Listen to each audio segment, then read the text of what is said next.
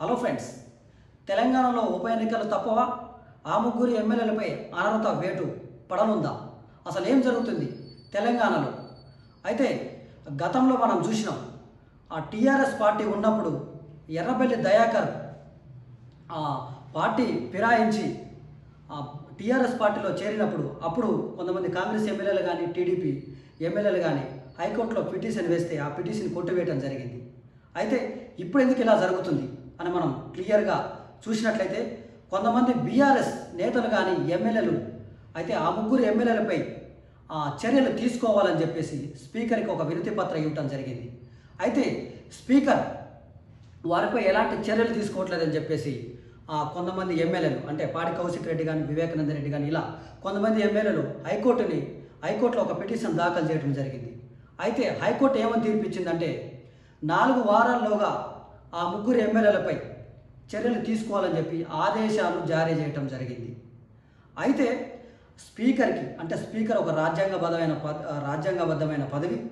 So స్పీకర్కి విచక్షణ అధికారం ఉంటుంది. కాబట్టి అలాంటి స్పీకర్కి అంటే తెలంగాణ అత్యున్నతమైన హైకోర్టు ఆదేశాలు జారీ చేయడం జరిగింది. ఆదేశాలు జారీ చేస్తే ప్రభుత్వ తరఫున ఏజీ సుదర్శన్ రెడ్డి ఏమని చెప్పడం జరిగిందంటే, గతంలో సుప్రీంకోర్టు కూడా స్పీకర్కి ఆదేశాలు ఇవ్వలేదు, అలా ఆదేశాలు ఎలా ఇస్తారని చెప్పేసి వారు పేర్కొనడం జరిగింది. సో వీటన్నిటిని దృష్టిలో ఉంచుకుంటే అసలు ఏం జరుగుతుంది? నిజంగా స్పీకర్ వారిపై అనర్హత వేటు వేస్తారా? వారిపై అనర్హత వేటు వేయకుంటే ఆ కేసును సుమోటోగా తీసుకుంటామని చెప్పేసి తెలంగాణ హైకోర్టు స్పష్టం చేయడం జరిగింది. సో అసలు ఏం జరుగుతుందా అంటే, అయితే దీనిపైన మనకి బీఆర్ఎస్ ముఖ్య నేతలు ఏంటంటే, గతంలో హిమాచల్ ప్రదేశ్లో జరిగిన ఒక స్టోరీని ఇప్పుడు వారు బయటకు తీసుకురావడం జరుగుతుంది. అంటే అసలు హిమాచల్ ప్రదేశ్లో జరిగింది ఏంటంటే, హిమాచల్ ప్రదేశ్లో కాంగ్రెస్ పార్టీ అధికారంలో ఉన్నప్పుడు కాంగ్రెస్ పార్టీ నుంచి కొంతమంది ఎమ్మెల్యేలు బీజేపీలో చేరినప్పుడు అక్కడ ఉన్న స్పీకర్ వారిపై అనర్హత వేటు వేయటం జరిగింది.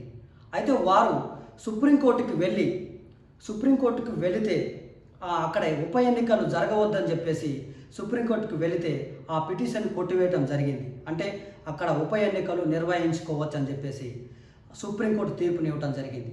సో ఆ కేసుని వీళ్ళు బీఆర్ఎస్ ఎమ్మెల్యేలు ఖచ్చితంగా ఇక్కడ ఉప ఎన్నికలు జరుగుతూ ఉన్నాయి. ఎందుకంటే ఎమ్మెల్యే అక్కడ హిమాచల్ ప్రదేశ్లో జరిగిన ఎమ్మెల్యేల విషయంలో వారిపైన అనర్హత వేటు వేసిన తర్వాత వారు సుప్రీంకోర్టుకి వెళితే అక్కడ ఉప ఎన్నికలు నిర్వహించుకోవచ్చు అని చెప్పి సుప్రీంకోర్టు చెప్పడం జరిగింది. అంటే దీనిపైన బీఆర్ఎస్ ముఖ్య నేతలు కానీ ఎమ్మెల్యేలు కానీ ఖచ్చితంగా వీరిపైన అనర్హత వేటు పడుతుంది.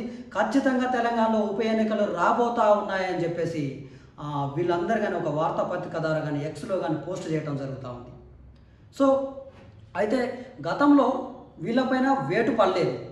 అంటే కాంగ్రెస్ పార్టీ అధికారంలో లేనప్పుడు, బీఆర్ఎస్ పార్టీ అధికారంలో ఉన్నప్పుడు కాంగ్రెస్ పార్టీ నుంచి బీఆర్ఎస్ పార్టీలో చేరినప్పుడు వారిపైన ఎలాంటి అనర్హత వేటు పడలేదు.